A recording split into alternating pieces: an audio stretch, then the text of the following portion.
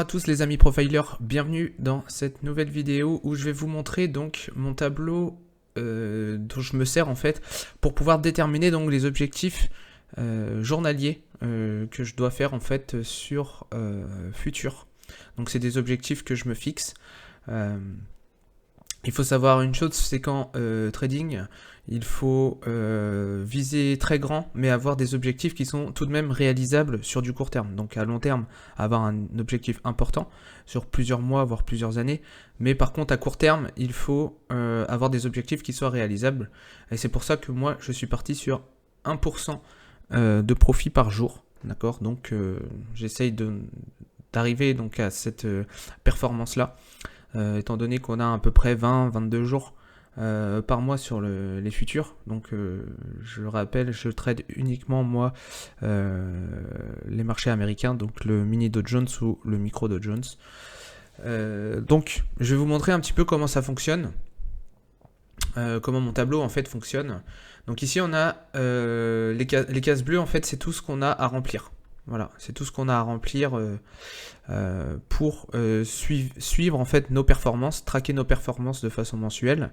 Mais aussi, ça nous donne également notre objectif journalier à réaliser. Donc, avant chaque session de trading, je prépare donc ma session. Mais aussi, je check ce tableau pour pouvoir savoir en fait quel est mon objectif que je dois faire donc dans ma journée et dans ma session. Alors du coup, en fonction du marché que vous avez donc la valeur du tick. Moi par exemple, je vais prendre sur le mini Dow Jones, la valeur du tick est à 5 $. Hop. Et en capital de départ, on va par exemple mettre 10 000. Voilà, 10 000 $. Ici, j'ai mis perte max journalière 2 à 3%, sachant que je risque à peu près, enfin au maximum en tout cas, je risque 1% par trade, par position. Mais je suis parti sur une base en fait d'un stop loss qui est plutôt de l'ordre de 15 ticks. D'accord ? Sachant que avec le footprint, on arrive quand même à sortir bien avant les 15 ticks. On sort souvent, on sort quand on doit sortir entre 6 et 8 ticks. Donc 2 fois moins que ce que je prévois en fait dans le tableau. Pourquoi est-ce que je mets un stop loss à 15 ticks ? Tout simplement, c'est que en vrai, je pourrais ne pas en mettre et sortir juste au footprint avec 5-6 ticks ou des choses comme ça. Mais des fois, il y a des mouvements qui sont tellement brutaux. Et on peut se retrouver très vite à moins 20, moins 30 ticks. Alors il faut toujours avoir un stop de protection, même si on coupe manuellement en fait avant. Donc je suis parti sur un stop de 15 ticks là-dessus. Donc tout est calculé, hein. Il n'y a que les cases bleues du coup, comme je l'ai dit, qui devraient être rentrées. Et 1% par trade. D'accord. Donc ça c'est aussi calculé. Commission aller-retour, donc ça c'est par rapport à votre broker quand vous travaillez en réel, en fonction du marché sur lequel vous travaillez, vous allez avoir donc des commissions d'entrée et de sortie de position pour un seul contrat, d'accord. Donc ici, si je mets la commission par exemple donc sur le Dow Jones qui a 3,70 de mémoire l'aller-retour, et ensuite je détermine le nombre de trades que je vais faire dans la journée, d'accord. Donc j'ai en général, donc vu que j'ai mis perte maximum de 2 à 3%, d'accord, il faut savoir que ce tableau est évolutif en fonction aussi de la session. Si vous voyez que vous prenez un premier trade, mais que vous sortez à moins 8 ticks, donc vous n'avez même pas dépensé encore 1% de perte, et qu'on risque maximum 2%, 3%, voilà, par jour. En général, moi je dépasse pas les 2%, mais je mets 2 à 3%, ça dépend, puisqu'on peut dépasser un tout petit peu si on coupe nos positions avant, d'accord.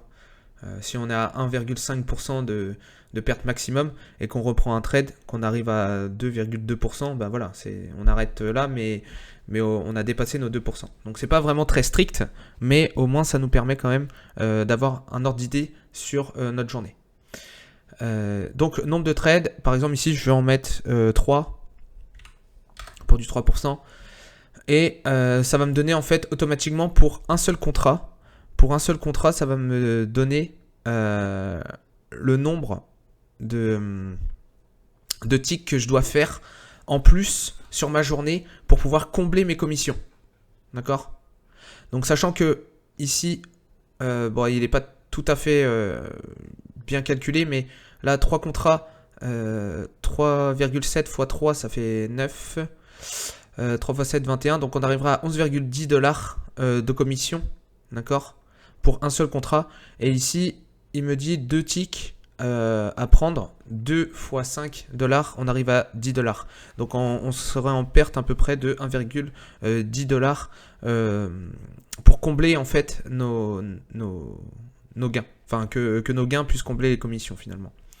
Donc en fait, ils vont s'incrémenter, les 2 ticks en plus, ils vont s'incrémenter directement dans les ticks à réaliser. Donc ici, quand vous arrivez sur votre tableau, vous avez votre capital de départ. Ici, au premier jour, vous allez mettre la date, donc peu importe. Hop, voilà.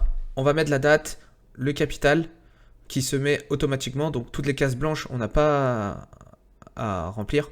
Et ici, ça nous met profit à réaliser, donc 100 $.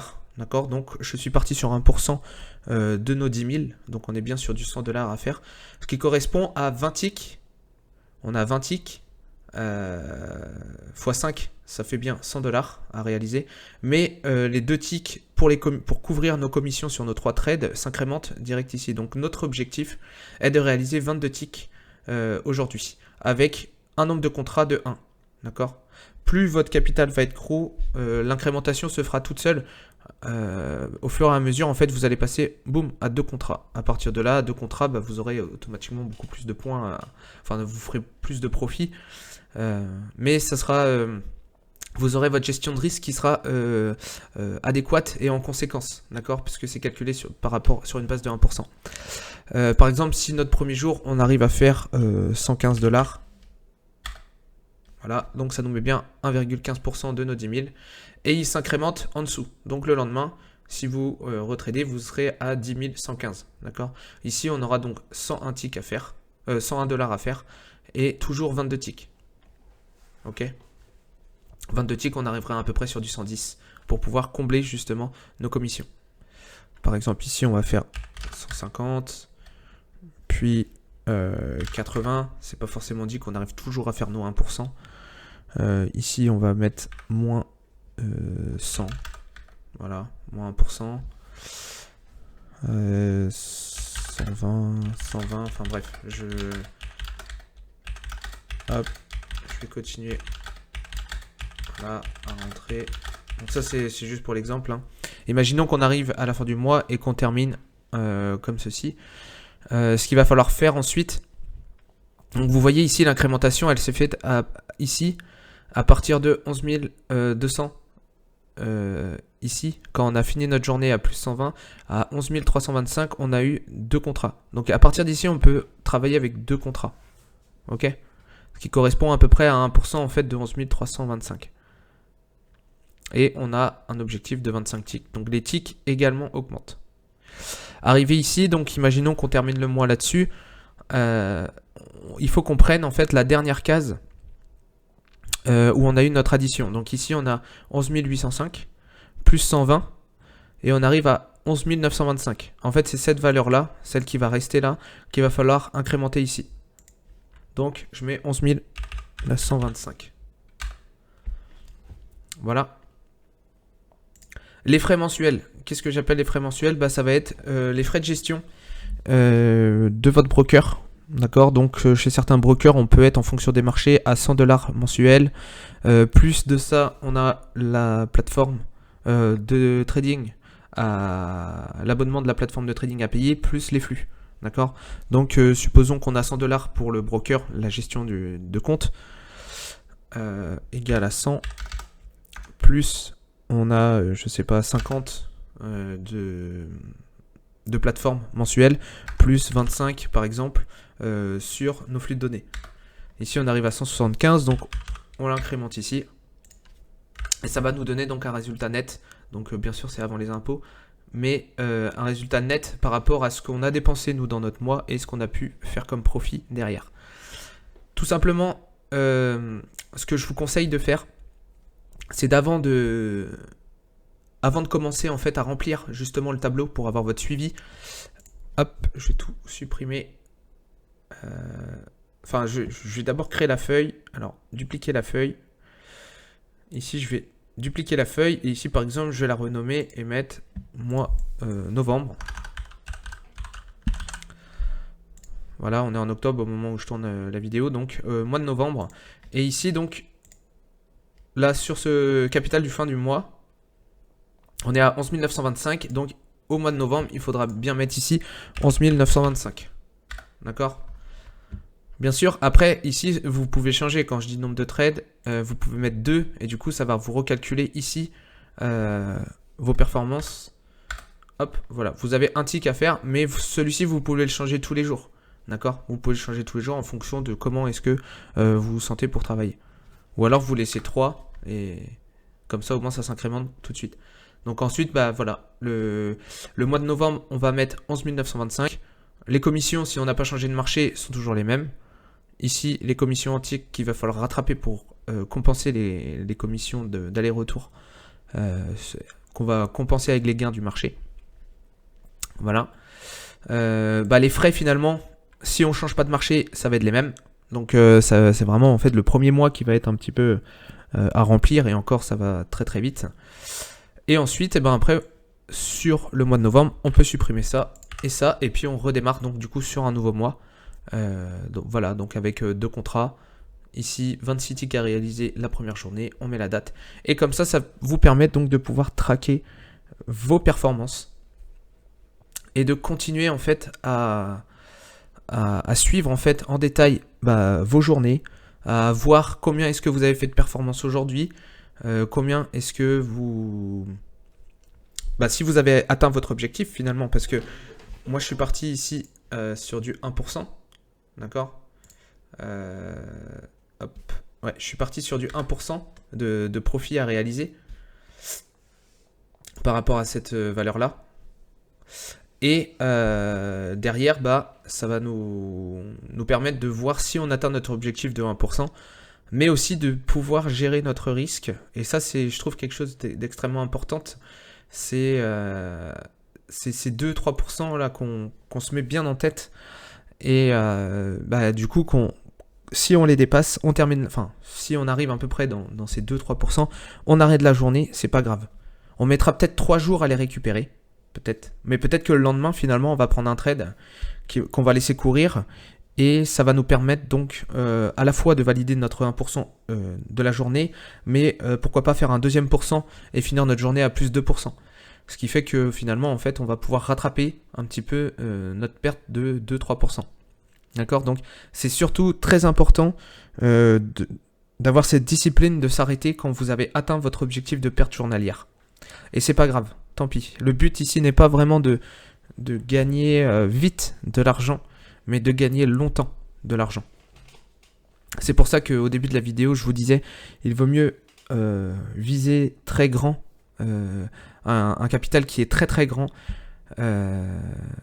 rêver grand en tout cas d'un très gros capital, mais par contre il faut viser, comme je dis, des petites performances journalières. Et sur du long terme, c'est la meilleure stratégie qui puisse exister pour pouvoir se créer un capital. Il n'y a pas d'autre solution. Ça n'a aucun sens de faire 10% dans la journée pour ensuite en perdre 20 le lendemain. Ça n'a aucun sens. Par contre, essayez de faire 0,5, 1% par jour. Et à la fin du mois, même si vous avez eu des jours en perte, vous allez peut-être terminer votre mois à 7%, 8%, ce qui est déjà excellent si vous arrivez à tenir ça sur plusieurs mois de façon manuelle. C'est-à-dire que vous-même, vous arrivez à le faire tout seul. Donc c'est vraiment une aubaine de pouvoir réussir à faire ces performances-là tout seul. Voilà. Donc je vous remercie d'avoir regardé la vidéo. Pour obtenir donc ce tableau, il y a un lien dans la description de la vidéo. Et donc du coup n'hésitez pas, vous rentrez votre adresse mail et vous allez recevoir en fait le fichier directement par mail. Donc c'est la meilleure façon que j'ai trouvé pour pouvoir vous l'envoyer.